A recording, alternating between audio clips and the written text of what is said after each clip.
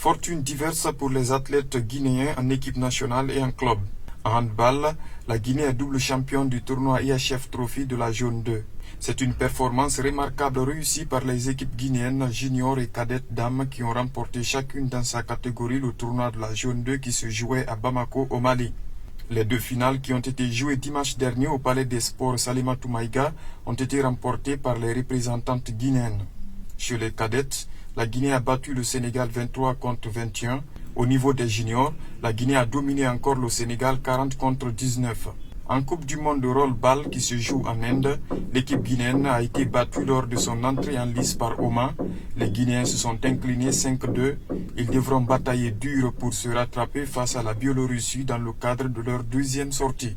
En poste depuis 2019, Kevin Deko répare pour une nouvelle aventure avec la Guinée.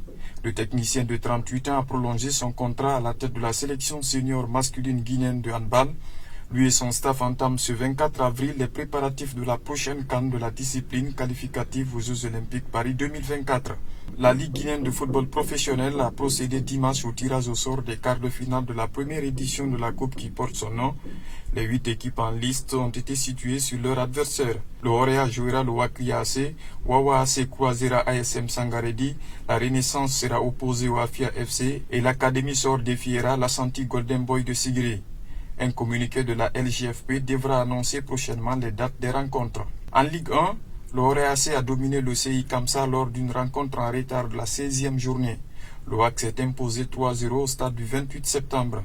Une belle victoire qui permet aux champions de Guinée de reprendre son fauteuil de leader jusque-là occupé par le Afia FC. Les rouges et blancs de Matam comptent désormais 36 points alors que les verts et blancs de Dixine totalisent 34 unités. À l'international, Morla Silla a permis à Ruka FC de s'imposer petitement 1-0.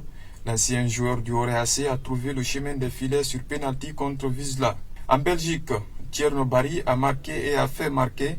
Le joueur de 20 ans a délivré 2 passes décisives et a inscrit un but lors du match de son club SK Beveren contre Beerschot VA. Tierno Barry totalise dorénavant 18 buts inscrits et 5 passes décisives en 29 matchs disputés cette saison. En Russie, Momo Fagné Touré a inscrit son premier but avec Ulyanovsk.